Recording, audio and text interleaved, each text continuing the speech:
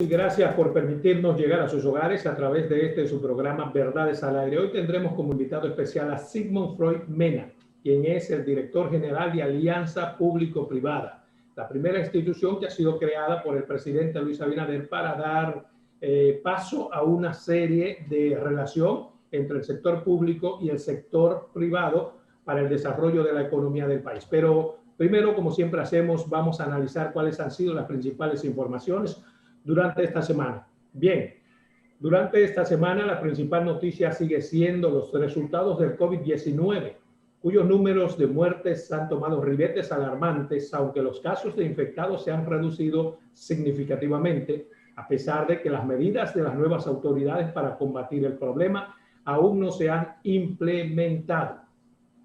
El presidente Luis Abinader se reunió esta semana con su gabinete de salud preocupado por el aumento del número de casos de muertos y prometió que tomará todas las medidas necesarias para combatir esos datos.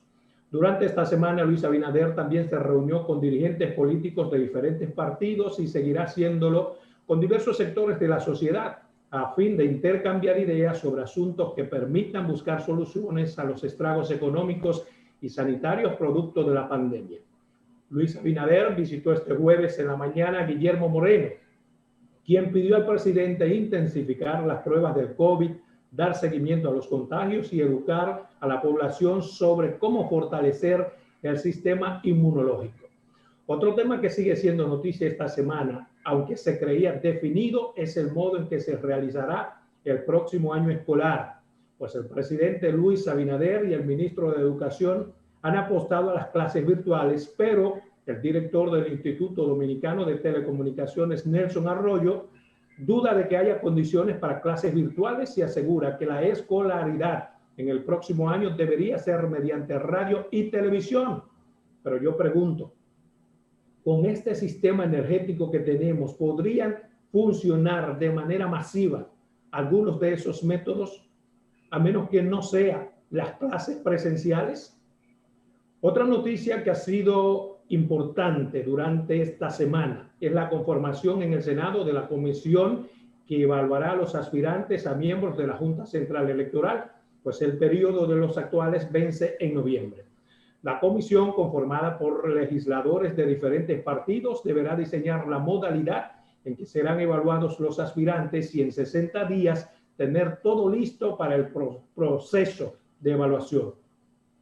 Noticia importante también ha sido las denuncias sobre supuestas irregularidades en el programa de ayuda social en el pasado gobierno. Y según Tony Peñaguaba, fueron beneficiados más de 100,000 personas de forma irregular, algo que los encargados de esos programas en el pasado gobierno rechazan de plano. Finalmente, otra gran noticia fue la decisión de la Procuradora General de la República, Miriam Germán Brito, de quitar a la fiscal del Distrito Nacional, Rosalba Ramos, todos los expedientes sobre supuestos actos de corrupción que involucran a funcionarios del pasado gobierno, los cuales eran manejados a discreción desde la Procuraduría, según fuentes, por el marido de la fiscal Joana Alcántara, que a su vez era ayudante del Procurador General de la República. Pues allí supuestamente se hacía lo siguiente: yo estoy en la Procuraduría, tú estás en la Fiscalía y desde ese ámbito manejamos todos los casos que tengan que ver con funcionarios ligados al Partido de la Liberación Dominicana, según fuentes que podrían en su momento aportar estos datos. Pero vamos a dejarlo hasta ahí porque ya está con nosotros Sigmund Freud Mena, quien es el director general de Alianza Público-Privada, con quien vamos a hablar sobre diferentes temas de interés general.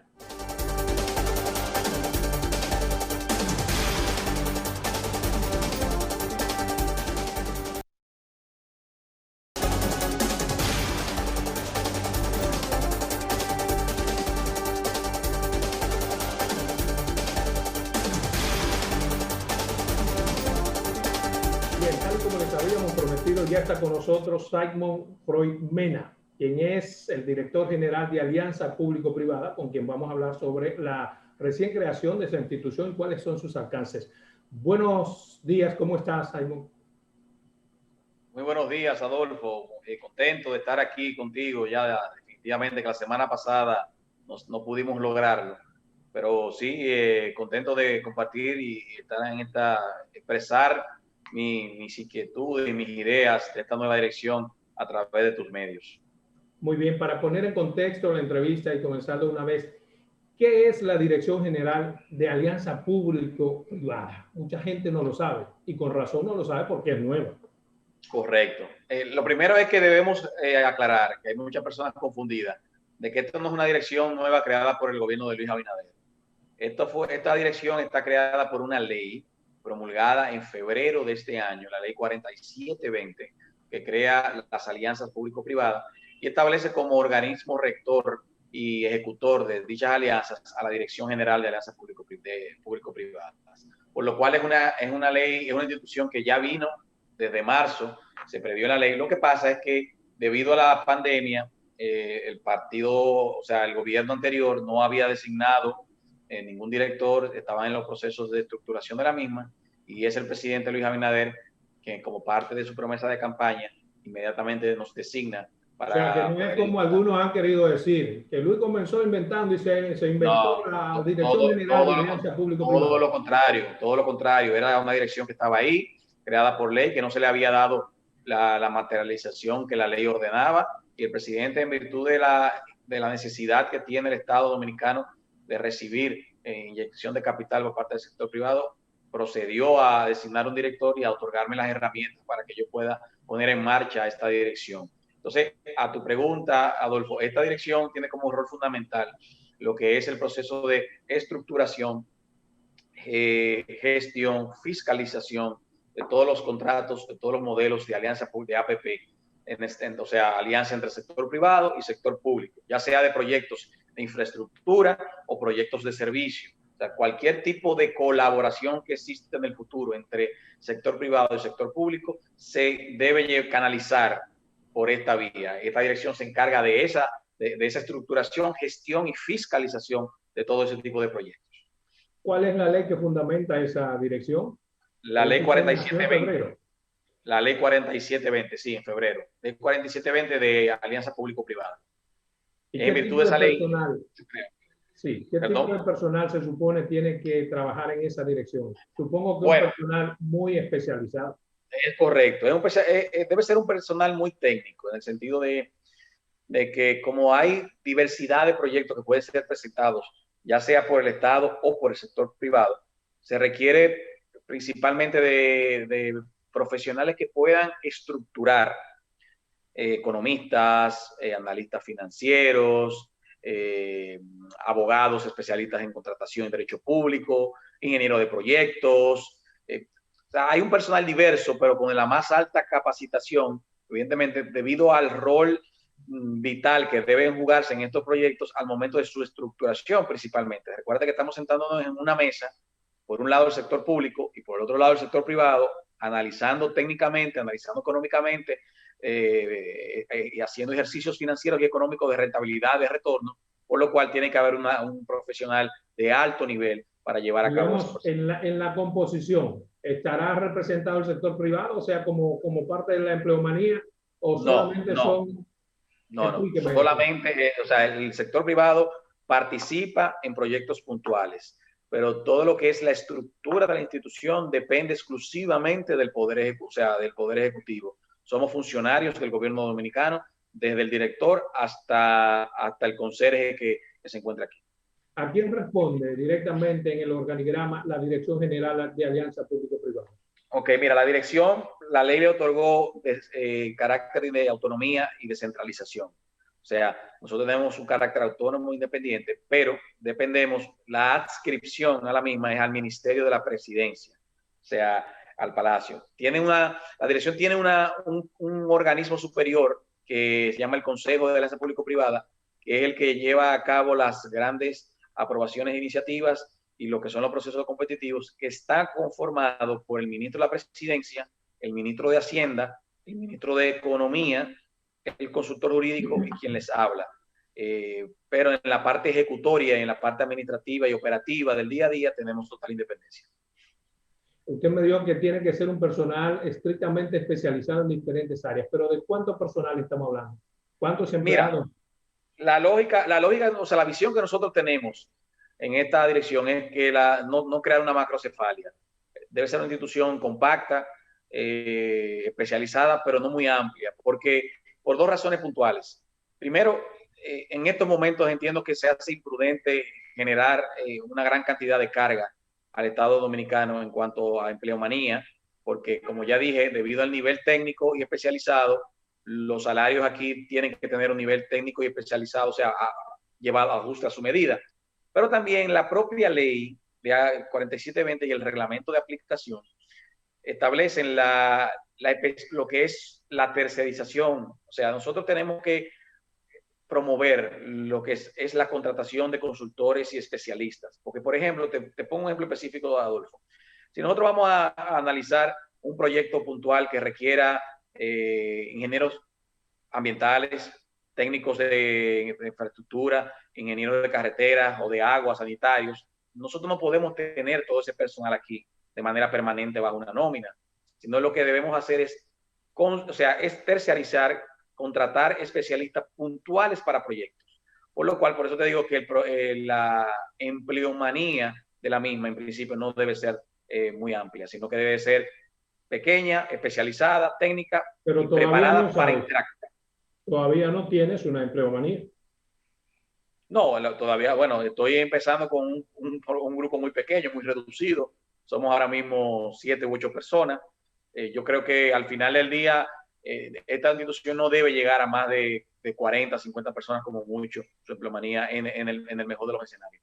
¿De qué presupuesto estamos hablando para usted manejarse, digamos, con la dignidad que necesita una institución con esos perfiles? Debe ser una Hay institución que dos, la cumpla. ley prevé, sí, la Sí. ley prevé dos tipos de financiamiento para nosotros, o tres, pero bueno, los dos puntuales. ¿Cuál?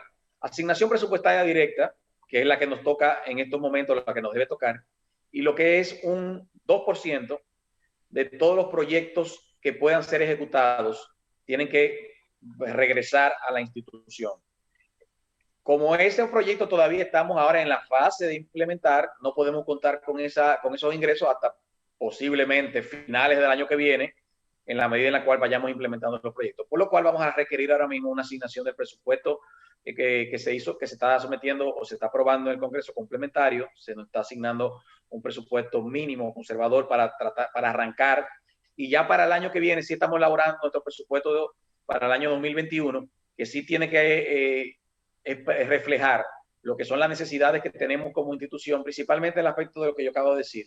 Como el presidente de la República ya ha identificado proyectos puntuales y el sector privado también tiene proyectos puntuales que ha expresado y que yo sé que estaremos recibiendo en los próximos días, necesitamos un presupuesto para consultorías, para técnicos, que va a recargar mucho lo que sería el presupuesto del año próximo. O sea que sí, Usted dice que le han esperamos. asignado un presupuesto mínimo para arrancar. ¿Cuánto es un presupuesto mínimo para arrancar? Sí. No, el presupuesto de aquí a diciembre que nosotros nos han asignado es de 66 millones de pesos. Ah, bueno, eso es suficiente. Mire, y supongo que usted inmediatamente, yo lo conozco, es un hombre joven y ágil, inmediatamente comenzó a hacer contacto con el sector privado. ¿Cómo ha sido recibida esta decisión, esta nueva institución? Con mucha expectativa, mucho optimismo. Como tú dices, nos hemos reunido con los principales gremios empresariales del país. Tuvimos visita al CONEP, ya varios grupos económicos también nos han visitado, las asociaciones, por ejemplo, de fondos de pensiones, que son uno de los principales actores que pretenden interactuar con nosotros para colocar lo que son esos fondos en proyectos de infraestructura, los fondos de inversión, asociación de bancos. Hemos estado recibiendo indistintamente otros sectores, por ejemplo, de área de construcción, Acoprovi. O sea, hay muchas expectativas con la dirección y con la ley y con el mensaje que ha enviado el presidente de la República, Adolfo, de que la alianza pública-privada va a jugar un rol transversal en su gobierno de vital importancia estratégica y que se requiere mucho de la inyección de capital privado para poder llevar a cabo estos proyectos. Por lo cual, sí hemos tenido diversas reuniones a gran parte de Ya que de nuestra entrada el proyecto, la ley, esa nueva creación ha recibido una buena aceptación. Ha muy comenzado bueno, ya a conversar con muy sectores. bueno, Hay algunos muy temas bueno. puntuales. Sí, ya tenemos como Por ejemplo, el presidente en su discurso del 16 de agosto, ustedes saben que habló sobre la carretera Santiago-Puerto Plata, por decir algo, la carretera del Ámbar. Ya hay muchos grupos, constructores, ingenieros que hemos estado recibiendo para tratar de informarse, ¿verdad? Cuál es el proyecto, cuál es la naturaleza. Pero, Y ¿en muchos de dónde ellos entran también. ustedes, por ejemplo? Perdóname, para que la gente vaya entendiendo. Sí. Mencionaste la carretera a Puerto Plata. ¿Cuál sería en este caso la función específica de ustedes que valga la Bueno, justificación de la creación? nosotros vamos, mira, nosotros estamos desde la etapa inicial. ¿Qué quiere decir? Si el proyecto lo va a presentar el Poder Ejecutivo o el gobierno o el Ministerio de Obras Públicas, o lo presenta el sector privado como una propuesta, una iniciativa privada, nosotros analizamos el proyecto, verificamos la factibilidad del mismo, su potencialidad para ser llevado a cabo como APP. Recuérdate que un elemento puntual para que pueda ser APP es que tenga un carácter financiable, banqueable. ¿En qué sentido? De que el proyecto tenga rentabilidad. O sea, un proyecto el cual no tenga rentabilidad, entonces el gobierno va a tener que mantenerlo subsidiado en gran medida. No significa que no pueda llevarse a cabo, pero la idea es, por ejemplo, en este tipo de la infraestructura estamos hablando de la carretera Santiago-Puerto Plata, es que el peaje permita la propia subsistencia de la autopista, de la carretera, sin necesidad que el Estado Dominicano tenga que todos los años inyectarle capital, como lo que ocurre en el caso de la carretera de la autopista del Nordeste. Entonces, verificamos todas esas factibilidades, luego aperturamos el proceso para que todas las empresas y personas interesadas depositen sus propuestas y llevamos a cabo el proceso competitivo de selección, la licitación, en el cual verificamos la parte técnica, verificamos la parte económica y adjudicamos licitador que vaya más ajustado a la finalidad del proyecto. Y procedemos a la redacción de los contratos que se suscriben entre la autoridad competente, dependiendo del tipo de área, si es la autopista, sería obras públicas, y esa empresa. La alianza en sí, ¿qué contempla? Digamos, bueno, sector privado y el público están aliados. ¿Contempla, digamos, en términos económicos un 50-50? ¿Contempla una subvención? ¿Contempla entregar cosas del Estado para que ellos desarrollen? ¿Cuál es el alcance de este tipo de alianza? Mira, la más importante de esta ley es la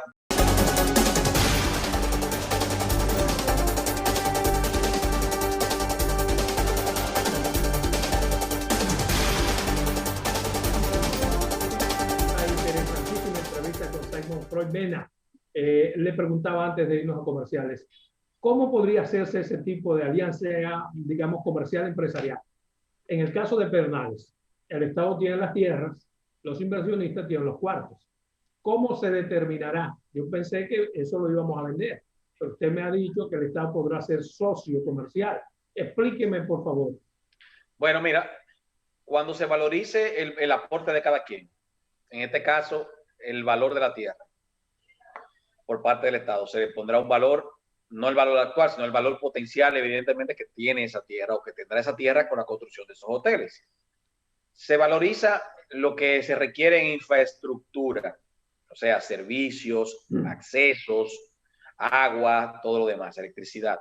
Y luego se valoriza lo que es la construcción per se de las instalaciones hoteleras, de las habitaciones. A todo se le pondrá un número. Se determinará cuál será el aporte que el Estado está dispuesto a dar. Si el Estado solamente está dispuesto a dar el aporte de tierra y no participará, por ejemplo, en un aporte presupuestario para construir accesos o acueductos y se le cargará al sector privado, entonces ahí habrá, en virtud de la valorización de los aportes, se determinará cuál es el porcentaje que tendrá cada una de las partes en lo que será esa modalidad APP o ese contrato APP que se ejecutará a través de un fideicomiso. El Estado podrá terminar siendo, yo no puedo decirte montos ahora, pero de qué sé yo, de un 30%, un 40%, un 50%, dependiendo. Sí, creo que a pesar de que haya una mayoría del Estado, lo que es la administración y operación debe recaer sobre el sector privado, porque aunque lo que saben de hoteles tenga la mayoría porcentual en un determinado caso. Eso no importa, Adolfo, porque la operación, por ejemplo, el Estado nunca ha sido operador hotelero. El Estado ha demostrado que no puede operar los hoteles de manera correcta. Si los hoteleros, los que manejan los hoteles, bien de manera eficiente es el sector privado, ¿por qué vamos nosotros a administrar esa operación cuando requiere una especialización, requiere tiempo. Bueno, yo supongo que por la misma razón que dio la creación de la oficina que usted dirige, porque hay hombres y mujeres competentes ahí que pueden administrar, igual que el sector privado. Sobre todo es el Estado que está aportando la mayoría de las acciones. Sí, pero una cosa es la rentabilidad económica que tú tengas, porque en una sociedad no importa la cantidad de acciones que tú tengas, si la operación se decide que la mantendrá otra persona, simplemente controlada por un consejo directivo en la cual están los accionistas, eso no tiene ningún tipo de implicaciones negativas para el Estado. O sea, el Estado seguirá siendo el propietario en mayoría, en caso de que así lo sea, de las acciones, y el principal que va a velar para que haya una rentabilidad suficiente para el retorno de las inversiones que hizo. O sea, ¿será rentable, Sigmund, ese tipo de alianza en momentos en que se supone que los estados, los gobiernos, están descentralizándose, son menos gobiernos y más sociedad? Comenzar a hacer, negocios conjuntos, ¿no es contraproducente? Creo que sí, no creo que sí, Adolfo, porque mira, si nosotros ponemos un ejemplo de alianzas público-privada exitosos, podemos mencionar el caso de Gejaina, el caso de Molino. O sea, son empresas que tú sabes que son sector privado, sector público. Tan exitosas que ya no existen. No, ¿quién dijo? Gejaina existe. Gejaina le deja al Estado cerca de 100 millones de dólares todos los años. Me refiero a los Molinos, por ejemplo, eso es privado.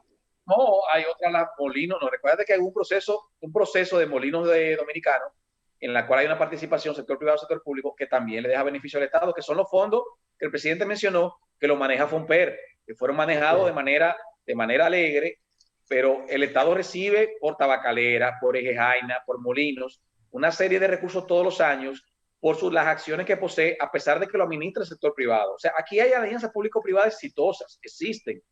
Y yo creo que el Estado puede seguirla promoviendo, porque, en definitiva, el gobierno dominicano actual, ni nunca lo ha tenido, no tenemos los recursos suficientes para poder desarrollar de manera plena el Estado dominicano. ¿Cómo el gobierno dominicano le mete 400 millones de dólares a la autopista Santiago-Puerto Plata? No tiene forma, Adolfo.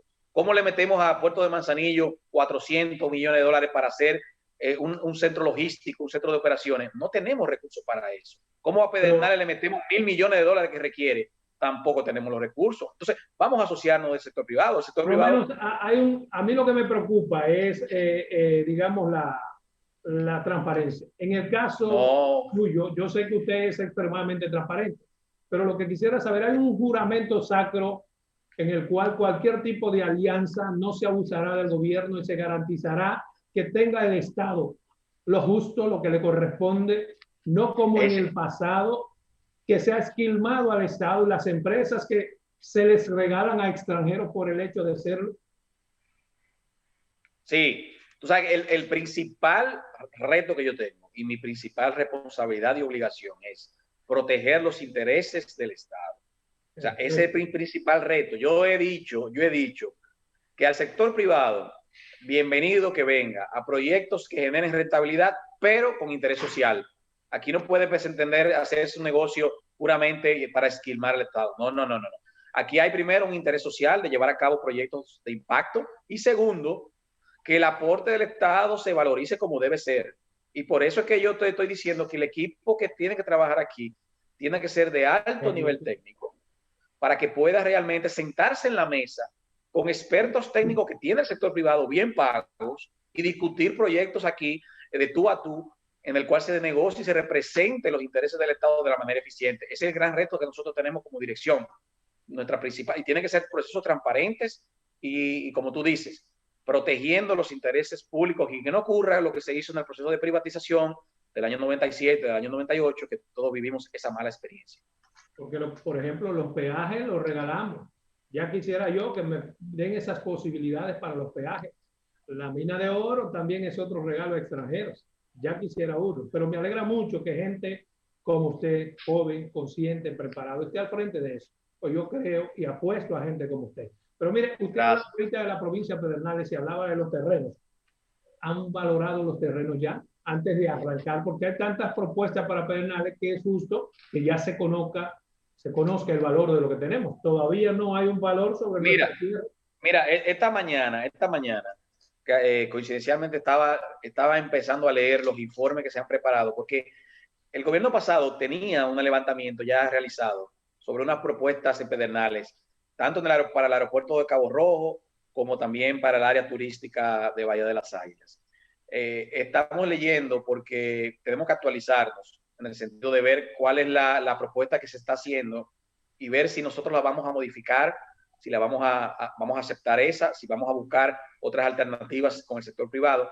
No te podría decir que hay una valoración actual de los terrenos, que yo no tengo esa información. Ahora, lo que tú puedes asegurar, Adolfo, que la valoración que se hará de esos terrenos será la valoración justa, precisa, que requiera, justa, en virtud de la ubicación, de la potencialidad, del atractivo y de lo que posee para poder desarrollar una oficina o un proyecto turístico de ese tipo. O sea, no te preocupes que ahí los terrenos no van a ser como se entregaron aquella vez hace muchos años, sino que va a haber una correcta aplicación de la valoración actual de esos inmuebles.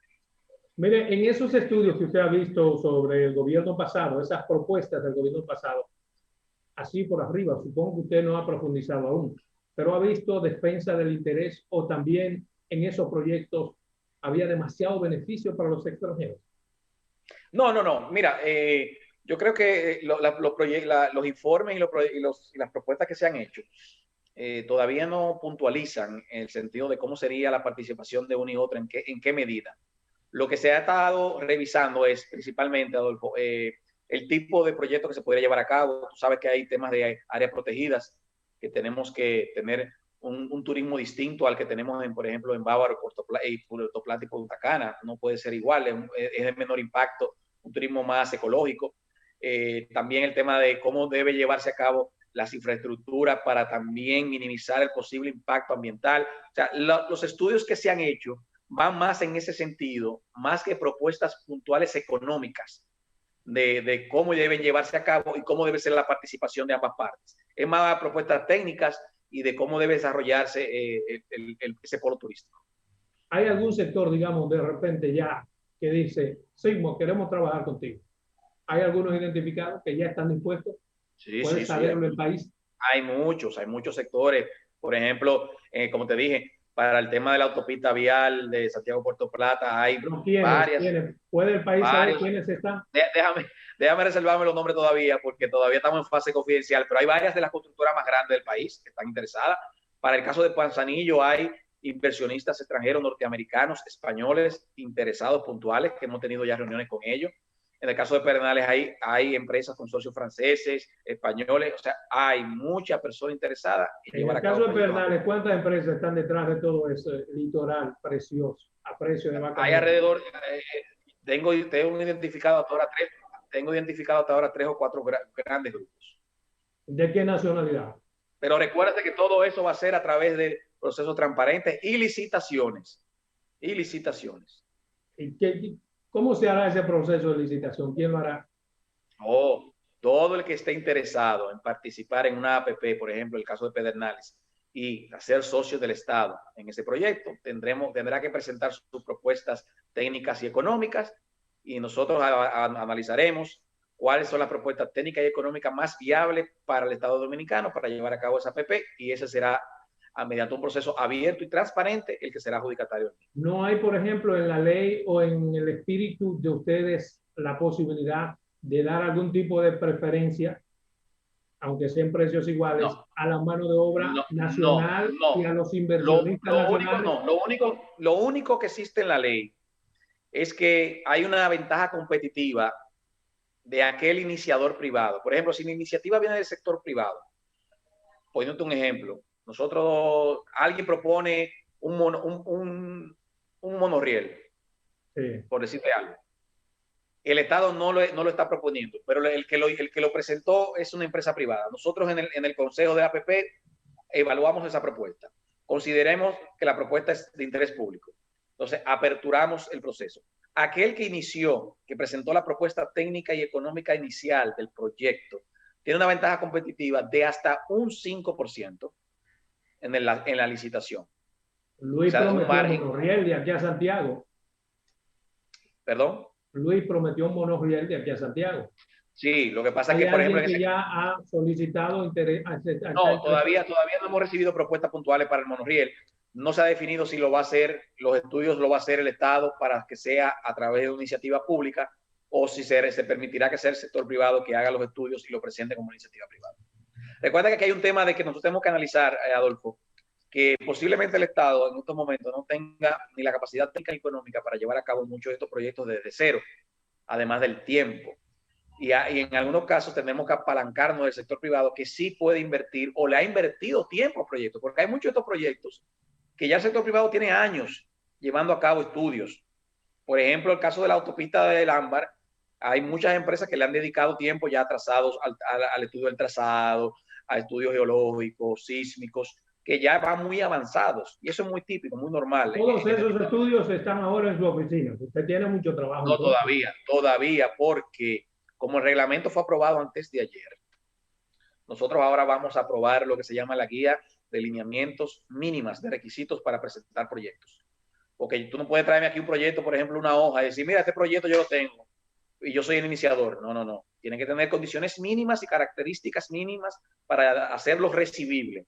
Entonces, yo entiendo que en la próxima semana esa guía de lineamiento lo estaremos publicando para que ya comiencen a recibir. Esas condiciones mínimas o máximas las evalúa el Consejo.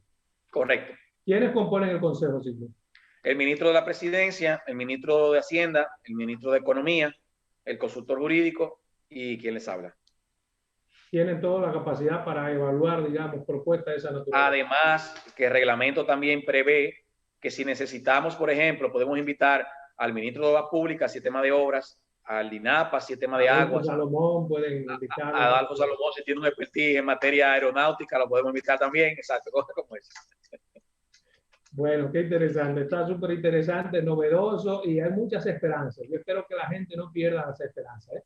No, no, así será. Tú lo puedes tener, tú puedes estar seguro que haremos aquí el trabajo como tú nos conoces, con transparencia, responsabilidad y siempre pensando en los intereses del país. Con esa palabra, vámonos a una segunda pausa comercial. Regresamos nueva vez en 2 minutos.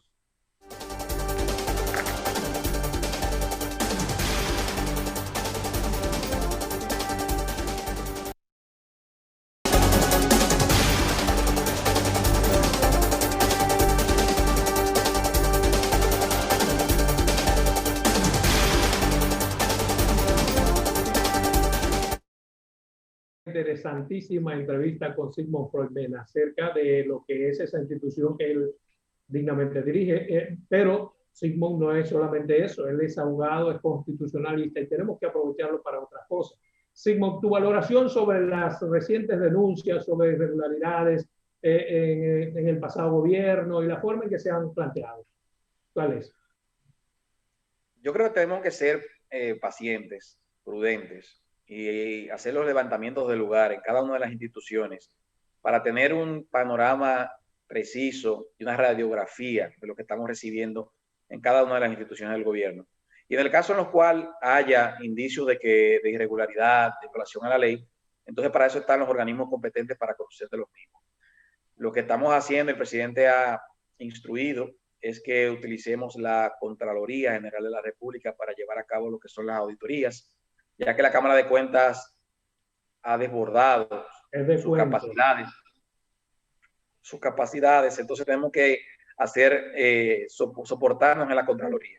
Yo entiendo que hasta tanto nosotros no tengamos levantamientos forenses, contables, legales, de lo que está ocurriendo en cada una de las instituciones o cómo las recibimos, debemos ser cautos en lo que son nuestras declaraciones hacia la prensa sobre el estado actual de cada institución. Están hablando demasiado disparate con muy poco tiempo. Eso lo digo yo particularmente. Demasiado escándalo en 15 días. Yo creo que sí, yo creo que la sociedad lo que busca es procesos responsables y serios y que no se festinen procesos, porque la historia nos ha enseñado que todos los procesos que se llevan ante la justicia dominicana se han caído por mala implementación, mala estructuración y mala elaboración de los mismos. Por eso no podemos apresurarnos, hagamos la auditoría del hogar, no estamos en una casa de brujas ni cacería, sino lo que encontremos que sea violatorio a la ley. Entonces ahí está la Procuraduría, ya hay una persona independiente designada que no depende que no es un dirigente político, aunque ya es un tema que tú y yo le hemos debatido en muchos programas, pero que está ahí y que haga su trabajo. Que haga su trabajo. En vez de denunciar, de llamar a la prensa, que instrumenten bien los expedientes, que los sustente, para que con fundamentos mucho más allá de cualquier duda razonable, alguien pueda caer preso. No es estar denunciando. Yo creo que la democracia se fortalece en la medida en la cual nosotros no festinamos declaraciones de Están tipo alegre. repitiendo lo mismo que los gobiernos pasados, un denuncialismo, denuncia. Yo creo que tal vez uno o dos funcionarios, tal vez no sé, por algún tipo se han sorprendido por el estado actual y han querido explicar a la prensa, pero yo creo que la gran mayoría, si te pones a ver, Adolfo, ha sido cauto. La gran mayoría de los funcionarios ha sido cauto en explicar cómo han recibido sus instituciones, hasta tanto no tengamos los análisis y las auditorías del lugar que nos presenten una realidad económica financiera de esas instituciones. Perfecto. Mira, hablando de la Procuraduría General de la República, la procuradora nueva, Miriam Germán, decidió quitarle, pásame eso, a la fiscal del Distrito Nacional todos los expedientes relacionados con corrupción que implican a funcionarios del pasado gobierno. Esa decisión, ¿qué te parece? Es una competencia que tiene la procuradora, Adolfo, según la ley. Entendía que al parecer los expedientes fueron transferidos de manera incompleta o de manera irregular. Yo creo que es un mensaje también a la sociedad de que ella realmente tiene una voluntad expresa de investigar estos expedientes y estos procesos y que no lleguen a la justicia, así lo estoy viendo yo, que no lleguen a la justicia deformados, sino que puedan realmente verificar su legitimidad en la existencia de las pruebas contundentes para poder apoderar los tribunales. Yo lo veo de esa manera. Entiendo que parece un interés de la procuradora de hacer un filtro y de verificar cuáles son la veracidad de esas pruebas que están sometidas ahí. No, fundamental en la ley, que le da el mandato de poder hacer eso cuando lo considere. Ella puede abrogarse competencias de fiscales de rango inferior. Es una competencia que ella tiene para esos fines, una vocación que está haciendo. Sobre todo porque dice cuando lo considere justificable, o sea, hay razones para que ella lo justificó mediante una comunicación. Sí. Bien. Mire, hay otra pregunta que quiero hacer. Usted constitucionalista, hay un tema de interés nacional. Es el hecho de sacar, la pretensión de los legisladores de querer sacar las 3 causales en la aprobación del Código Penal. Algo que a mí particularmente me parece irresponsable, porque a eso lo que hay es que darle solución a favor o en contra. Los legisladores están para eso, para tomar decisiones. Sacarlo de ahí, meterlo en otra ley es perder el tiempo y no dar solución, no dar la cara. ¿Cuál es su valoración? ¿O usted cree, como constitucionalista, que es el Tribunal Constitucional, que es allí donde finalmente debe resolverse ese tema? No, entiendo que no. Entiendo que el Congreso debe ser suficientemente responsable para disponer mediante la ley lo que considere que debe ser la regulación de las 3 causales en el caso de que comprenda o entienda que deben incluirse en el Código Penal. Tú sabes que como es un tema tan delicado, tan sensible, Adolfo, que choca, que provoca tantos pasiones religiosas, sociales, y muchos intereses de todo tipo. Creo que los legisladores lo que han tratado de hacer es, vamos a darle, porque ¿qué es lo que pasa aquí? El Código Penal está estancado y está estancado exclusivamente por ese tema. No tenemos entonces regulación en caso, o sea, no tenemos actualización para los casos de homicidio, para los casos de robo agravado, sicariato, lavado de activos. Todo eso está detenido. O sea, como hay tantos intereses, dejemos eso para después, saquémosle el cuerpo a eso, vámonos al código. Bueno, yo no estoy diciendo eso. No, o sea, tú tienes 14 años ahí, hermano. No. Yo no digo eso. Yo entiendo, Adolfo, que los legisladores deben tomar una decisión responsable. Y déjame decirte algo. Lo han tomado. Recuérdate que quien ha devuelto el código o quien lo devolvió en varias ocasiones por los causales fue el presidente Danilo Medina. Perfecto, lo que hay que reintroducirlo. Bueno, correcto, reintroducirlo. El presidente de la República ha expresado su parecer sobre el tema del aborto. Perfecto. Y los legisladores, ahora la composición actual del Congreso, la Cámara y el Senado tendrá que entonces expresar su parecer Y yo entiendo que puede salir una ley, o puede salir un código que identifique y resuelva ese tema, claro que sí. Entonces, con esta nueva conformación, no hay por qué rehuir ese tema. Lo que hay que cumplir con el mandato constitucional. Enfrentarlo seriamente y responsablemente, y la mayoría tendrán que imponerse. Y si te hay que dictar una decisión que vaya en contra de algunos intereses sociales, tendrá que dictarse. O si va en contra de la Iglesia Católica, bueno, tendrá que dictar. O sea, los legisladores tienen la potencia, o sea, ese es su rol. Ese es su rol y tienen que actuar responsablemente. Cada quien tiene su opinión sobre el mismo. Yo tengo la mía, tú tendrás la tuya, pero nosotros somos legisladores. Los legisladores sí tienen que igual su rol. Perfecto. Finalmente hay una preguntita. Pero lo que el código debe aprobarse, Adolfo, debe aprobarse el Código Penal. Tiene que aprobarse el Código Penal. Exactamente. Tiene que aprobarse el Código Penal y tiene que aprobarse con las causales. A favor o en contra, tiene que fijar posición. Mira, hay una última pregunta que quiero hacerte. Luis decidió no poner fotos de él en el palacio como si fuera un faraón. Yo supongo que estás de acuerdo con eso, porque eres un hombre moderno. Y eso, en la modernidad eso no se estila. Tener como si fuera un santo un presidente detrás. ¿Qué fotos tienes tú en tu despacho? ¿Las de quién? Yo tengo ahora mismo la bandera dominicana, bandera nacional, que la ve ahí detrás. Tengo una imagen de la Virgen por aquí, una pequeña. Yo soy un hombre católico, pero tendré en los próximos días fotos de mi familia, que todavía no me ha dado tiempo a imprimirla. O sea que eso es lo que tendré. El presidente dictó una disposición y lo vamos a cumplir y estamos de acuerdo con ella. Bueno, para mí ha sido un placer tenerte en el programa Verdades al Aire. Yo solamente te puedo desear mucha salud y buena suerte y que no te tuerzas en el camino, porque tienes muchos valores y hay mucha gente que necesita gente con valores. Para mí un placer tenerte aquí, Sigmund. Encantado. Muchas gracias, Adolfo. Muchas gracias. Muchas gracias. Cuenta con eso. Bien, adelante.